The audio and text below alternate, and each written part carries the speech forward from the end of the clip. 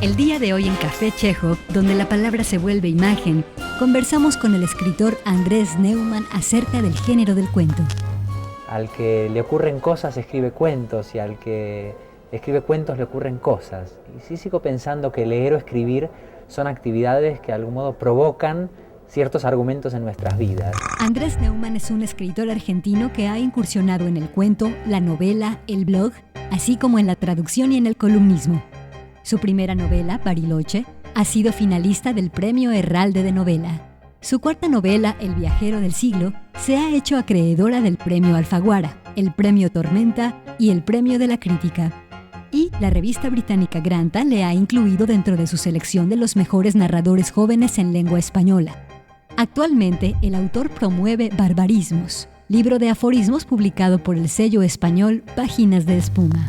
Cuando empecé a leer libros que se supone que no eran ni juveniles ni infantiles, empecé por el cuento, ¿no? Y además me pasó una cosa divertida, y es que, como tantísima gente, supongo seguidores de este programa, les ocurrió, uno de los primeros libros que leí fueron los cuentos completos de Edgar Allan Poe, traducidos por Julio Cortázar. Supongo que esto es como una especie de must.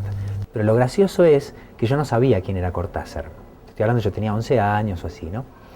Y entonces un día en una biblioteca encontré un libro de Cortázar. Y dije, mira, el traductor, este señor que había hecho el prólogo de Edgar Allan Poe, también escribía cuentos, ¿no? Y entonces, poco tiempo después, encontré La Metamorfosis de Kafka, que en su momento yo leí como cuento, y vi traducida por Jorge Luis Borges. Y dije, ¿quién será este Jorge Luis Borges? Y al poco después encontré un libro de cuentos de Jorge Luis Borges. Entonces, durante un año o dos, yo viví pensando que todos los libros de cuentos estaban traducidos por algún otro autor de cuentos, y que entonces, si uno pasaba de un libro traducido a otro, se iba a encontrar siempre con cuentistas maravillosos. Pensé que los autores se habían traducido todos entre sí, y me defraudó mucho comprobar que no siempre se daba esta coincidencia. Pero de algún modo, como metáfora, la mantengo. Creo que todos los autores han traducido a los demás, ¿no?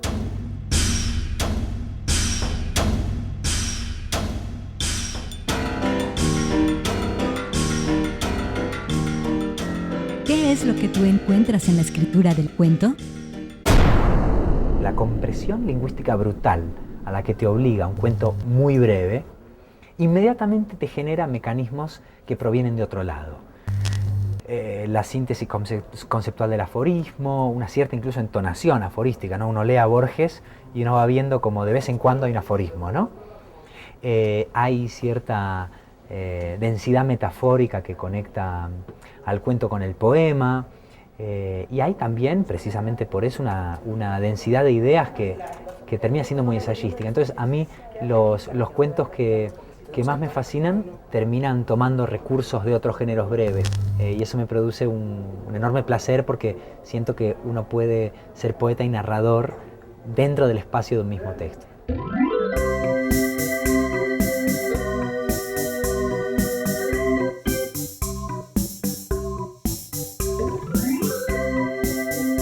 ¿Cuál sería el primer cuento que te gustaría recomendarnos? Este sí sería un cuento clásico, de un autor que en realidad no me gusta, pero al que respeto mucho, que es Hemingway, ¿no? Creo que no hay personaje más antipático en la historia de la literatura que Hemingway. O sea, Hemingway sería todo lo que no me gustaría que fuese un escritor, ¿no? Sobreactúa su personaje público, tiene una épica de sí mismo, tiene una especie de turismo revolucionario, tiene esta cosa como de la virilidad macha, todo esto, digamos, que me parece ridículo en un escritor, lo acumulaba Hemingway. Pero cuidado, era un narrador magistral, evidentemente. Y hay un cuento que a mí me parece precisamente que, si uno está interesado en el cuento clásico de final abierto, es como decir, bueno, empecemos por ahí, que es Un lugar limpio y bien iluminado. Es un cuento que reúne todas las virtudes que puede tener un relato breve tradicional. Por un lado, hace un uso muy económico del espacio, porque todo sucede en la quietud de una terraza nocturna de verano. Creo que sucede en España el cuento, y hay un viejo que se está emborrachando, creo recordar, con brandy, con coñac, y dos meseros, como se dice aquí, que están esperando a que el tipo termine porque están por cerrar el bar, ¿no? Entonces es un momento de mucha inminencia, pero a la vez de quietud, es decir, hay un tipo sentado, pero que podría levantarse, y hay dos tipos esperando, pero que podrían marcharse en cualquier momento. Y a partir de la tensión, de esta quietud, que en cualquier momento puede romperse, uno va entreviendo la biografía de estos tres personajes. El viejo ha intentado suicidarse antiguamente, con lo cual existe la sugerencia de que si lo echan del bar pueda volver a intentar suicidarse, con lo cual hay una enorme responsabilidad en echarlo a pesar de que está borracho y ya es hora de cerrar. Era tarde y todos habían salido del café, con excepción de un anciano que estaba sentado a la sombra que hacían las hojas del árbol, iluminado por la luz eléctrica. De día la calle estaba polvorienta, pero por la noche el rocío asentaba el polvo y al viejo le gustaba sentarse allí, tarde, porque aunque era sordo y por la noche reinaba la quietud, él notaba la diferencia. Los dos camareros del café notaban que el anciano estaba un poco ebrio y, aunque era un buen cliente, sabían que si tomaba demasiado, se iría sin pagar, de modo que lo vigilaban. La semana pasada trató de suicidarse, dijo uno de ellos. ¿Por qué? Estaba desesperado. ¿Por qué? Por nada. ¿Cómo sabes que era por nada? Porque tiene muchísimo dinero.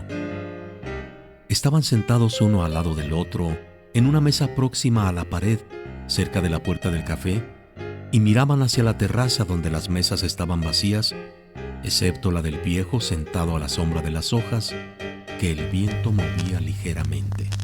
Al regresar, Andrés Neumann nos hablará de su tipo de cuento favorito y también nos compartirá uno de sus relatos cortos predilectos. Ya volvemos.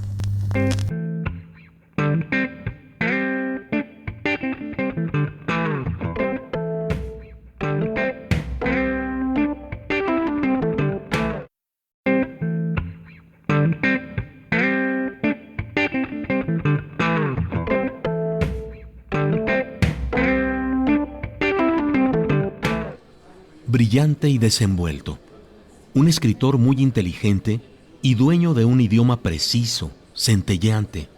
Neumann llega a la literatura con impulso propio, con energía personal y poderosa. Miguel García Posada. Café Chekhov continúa conversando con el escritor Andrés Neumann acerca del género del cuento. El narrador argentino Federico Falco dijo el otro día una cosa que podría servir como de primera aproximación a una respuesta. Dijo que un cuento, al menos un cuento interesante, está siempre al borde de dejar de serlo. Yo concuerdo, sintonizo mucho con esa idea de forzar el límite del género, ¿no? Más que el cuento receta, el cuento taller, decir, no, un buen cuento, como decía Poe o Quiroga, tiene que empezar por el final, no puede haber distracciones. Esa fórmula de la Coca-Cola creo que es solo una de las múltiples maneras que se puede hacer un cuento. Entonces a mí, casi al contrario de la escolástica cuentística, me interesan los cuentos que, a pesar de que de algún modo transmitan una historia y dejen una huella memorable en términos narrativos en nuestro recuerdo, propongan algún tipo de subversión formal, que coqueteen con la poesía, que tengan algún componente ensayístico, es decir, que cuenten una historia así, pero no se conformen con eso. Porque si no estaríamos condenados a repetir el cuento clásico, que es tan adorable como abusado, ¿no? Sería como pensar que para componer un cuarteto de cuerdas hay que hacer más o menos lo mismo que hacían Haydn o Mozart, ¿no? Sería preferible guardar silencio. ¿Qué podrías compartirnos acerca de este tipo de cuento fronterizo? Creo que en todo caso esa poética puede como desprenderse de la propia práctica. No es una poética que preceda a la escritura, sino que la escritura encuentra. Y bueno, esa poética tiene que ver, por ejemplo, con trabajar el ritmo de la prosa y de la sintaxis, como se trabajaría un poema en prosa, pongamos, un cuento muy relacionado con la voz, no solamente con un argumento cuya sinopsis podríamos enunciar en pocas palabras, sino un cuento que sea memorable por razones tonales, ¿no? Como cuando uno recuerda una canción cantada por una determinada persona, ¿no? Después también son cuentos que tengan algún tipo de final epifánico, pero no efectista. Es decir, no un cuento a lo Continuidad de los Parques, ¿no? Que es absolutamente un cuento genial dentro de ese modelo clásico, pero precisamente por eso no se puede hacer mejor eso, ¿no? Sino un cuento epifánico a la Chiver. Creo que con el tema de los finales hay una cosa un poco tramposa con el cuento. Porque hay como dos paradigmas que para mí se han ido amanerando a lo largo de la historia, con el uso y abuso del recurso. Uno es el final sorpresa, ¿no? Eso ya lo sabemos. Pero entonces se ha ido creando como una escolástica de respuesta, que es la escolástica del final abierto, ¿no? A lo Carver. Pero eso curiosamente termina siendo efectista también, porque si en un momento muy interrupto acaba el cuento, es como un gesto técnico que también se nota mucho. Entonces, al lugar de un final abierto, uno tiene un final cerrado que finge ser abierto. En cambio, Cheever para esto era genial. ¿Cuál sería el segundo cuento que te gustaría recomendarnos? A mí me gustaría mucho recomendar la lectura de un cuento extraordinario de Lorrie Moore, la cuentista norteamericana. El título es Gente así, puntos suspensivos. Es un título interminable que nadie en su sano juicio podría recordar íntegro, pero lo que es imposible de olvidar es su argumento. Es una pareja que está en un hospital en la planta más infernal de todas, que es la de oncología infantil, ¿no? Si existiera el infierno, podría perfectamente tener lugar en una planta de oncología infantil. Y ella es una escritora que está escribiendo un diario sobre la experiencia totalmente límite de vivir una enfermedad terminal de un hijo y al mismo tiempo plantearse cómo eso afecta a la escritura. Entonces, tiene algo de un cuento que yo también recomendaría mucho, que es el mejor cuento de Cortázar y nunca o casi nunca mencionado, que es Diario para un cuento. Ese texto que va narrando su propia construcción, esto que es tan posmoderno, pero que en la época en que lo hizo Cortázar, a principios de los 80, ni siquiera nadie llamaba a ningún autor posmoderno. Bueno, este cuento de Lorrie Moore tiene algo de eso, de cómo el texto se va viendo afectado en su prosa por la propia historia, pero al mismo tiempo tiene un trasfondo que no es nada intelectual, que es profundamente visceral, de cómo sería la experiencia de la pérdida mayor en la vida que puede haber, que es la de un hijo, ¿no? En el cuento el hijo no se sabe si va a morir o no, y ese es el buen gusto que tiene Lorrie Moore. No importa si ese niño muere o no. Lo que importa es el hueco en la conciencia que se genera en un padre o una madre cuando se da cuenta de que no necesariamente será el primero en morir, ¿no? Y se altera el ciclo biológico natural. Entonces tiene un componente ensayístico muy fuerte el cuento, por eso digo, tiene algo de cuento intelectual, pero tiene un trasfondo casi de melodrama, que es muy difícil de mezclar y Lorrie Moore lo hace magistralmente bien. Un principio, final, parece no haber nada. Todo el asunto es como una nube que simplemente baja y en cuyo interior abunda la lluvia. Un principio. La madre encuentra un coágulo de sangre en el pañal del bebé. Pero, ¿qué historia es esta? ¿Quién ha puesto esto aquí? Durante el fin de semana el bebé tenía aspecto de encontrarse mal, apático, ausente y arcilloso. Pero hoy tiene un buen aspecto. Así pues, ¿qué es esa cosa vistosa que contrasta con el blanco del pañal, como un corazón minúsculo de ratón envuelto en nieve? Quizá pertenezca a otra persona. Quizá sea algo menstrual, algo que es de la madre o de la canguro. Algo que el bebé ha encontrado en la papelera y por sus propias razones de bebé demente ha guardado aquí. Los bebés están locos, ¿qué le vas a hacer? En su mente, la madre lo aparta de su cuerpecito y se lo pega a otra persona. ¿Así? ¿Acaso eso no tiene más sentido? Al volver, nuestro invitado nos hablará de uno de sus cuentistas clásicos favoritos y también sobre uno de sus relatos cortos predilectos. Ya regresamos.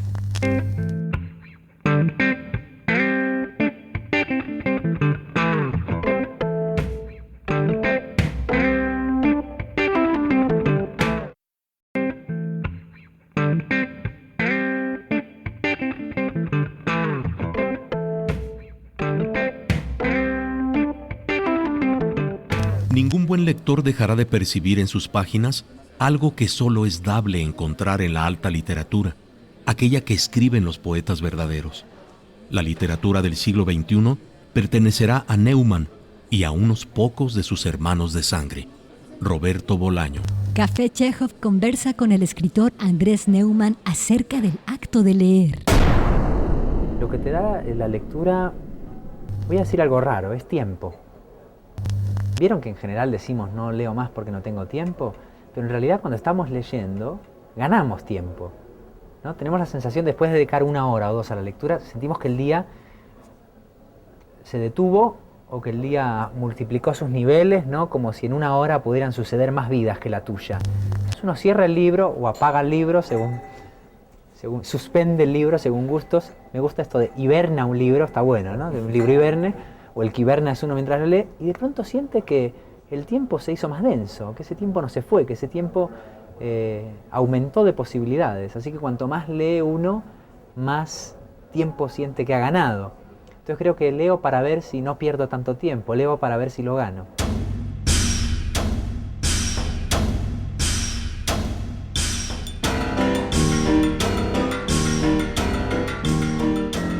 ¿Cuál sería el tercer cuento que te gustaría recomendarnos? Ya que estamos en este programa hay que hablar de Chejov, supongo, pero un cuento menor de Chejov. Está muy bueno en estos maestros clásicos de pronto volver a los cuentos marginales, porque creo que en las grandes piezas de la historia de la literatura las virtudes están, ya se han vuelto invisibles. Han sido tan interpretados esos cuentos que de algún modo ya no podemos leerlos. Pero si uno recurre a las caras B, digamos, de esos maestros, uno lee sin prejuicio porque apenas ha oído hablar de eso. Entonces, el cuento de Chejov, que a mí más me gustaría dentro de esta clase B, sería Vanyika.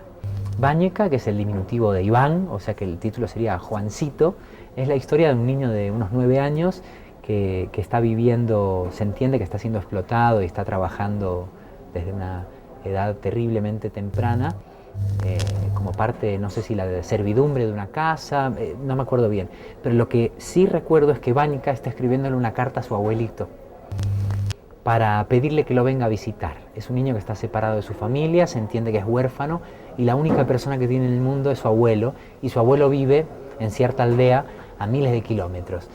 Entonces él le manda una carta y todo transcurre tiernamente hasta que uno descubre, el lector descubre horrorizado, que la dirección que pone en el sobre el niño es para el abuelito que está en la aldea. Y con todo el esfuerzo escribe, con esa caligrafía de niño, una carta larguísima que le cuesta días y días, noches sin dormir, escribiendo la carta para el abuelito, y finalmente la mete en un buzón con una dirección inexistente, ¿no? Para el abuelito. Entonces, de pronto comprendemos que esa carta no tiene interlocutor. Y es tan, además de conmovedor, tan sintomático a veces de en qué consisten los monólogos literarios, ¿no? Es más que dirigirse a alguien, inventarlo, es fabricar un interlocutor, ¿no? Hablamos para que haya alguien, ¿no?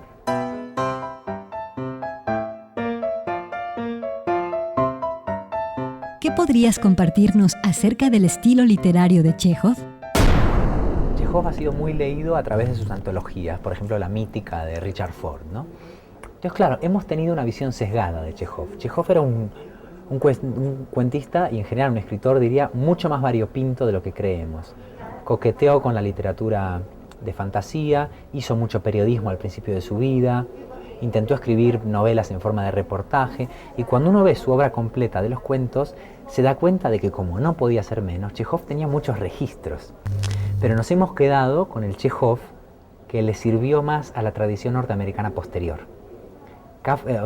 Borges decía que Kafka inventó a sus predecesores. Borges, como siempre, se estaba autorretratando, porque lo que Borges quería decir es que él estaba inventando a sus predecesores, cuando un autor es tan poderoso que relee la tradición anterior, y ya no podemos leer a esos predecesores sin la consecuencia de ese otro autor que los ha leído de un modo determinado. Bueno, igual que no podemos ya leer, no sé, a Chesterton, a Stevenson, a De Quincey, sin enfocar, o a Kipling. ¿Qué sería de Kipling sin Borges? Ya habría dejado de existir. Del mismo modo, es como que Carver se apropió de Chejov, o el editor de Carver por lo menos, ¿no? Es ese Carver que suena a Chejov.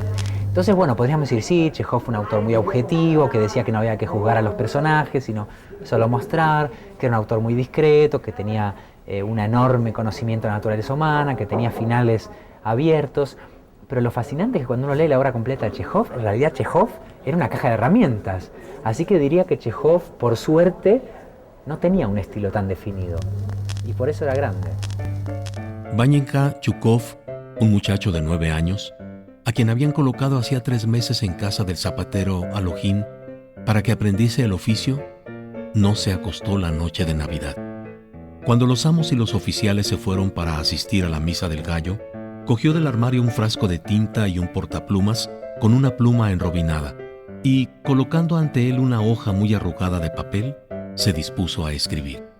Antes de empezar, dirigió a la puerta una mirada en la que se pintaba el temor de ser sorprendido. Miró el icono oscuro del rincón y exhaló un largo suspiro. El papel se hallaba sobre un banco ante el cual estaba él de rodillas. «Querido abuelo Constantino Makarich», escribió, «soy yo quien te escribe. Te felicito con motivo de las Navidades y le pido a Dios que te colme de venturas. No tengo papá ni mamá, solo te tengo a ti». Bañica miró a la oscura ventana, en cuyos cristales se reflejaba la bujía, y se imaginó a su abuelo Constantino Makarich, empleado a la sazón como guardia nocturno en casa de los señores Chivarev. Era un viejecito enjuto y vivo, siempre risueño y con ojos de bebedor. En nuestra próxima emisión, charlaremos con la escritora Beatriz Espejo acerca de su perspectiva sobre el género del cuento y también sobre algunos de sus relatos cortos favoritos. Hasta entonces. El cuento lo que tiene es que es una estructura sumamente compleja, que se debe saber manejar muy bien, que no te permite ociosidades, que tienes que usar las palabras exactas, los efectos exactos que requieres. El cuento debe entrar a saco como si te tiraras en una piscina y no dejaras una gota de agua que se salpicara, ¿ves? O si partieras un pastel con una gran maestría. Borges, por ejemplo. Para mí Borges, un poco llevada de la mano de Arriola, y yo también por mi cuenta, lo había leído mucho. Entonces de repente, un día como a estas horas, me llega mi mamá y mi hermano a decirme que me había yo sacado un premio de 25,000 pesos, una lotería. Entonces, fíjate, no conocía yo Egipto en ese tiempo, no había estado nunca en la India, ni en París, ni en muchos lados, y decidí gastarme mis 25,000 pesos en ir a conocer a Borges.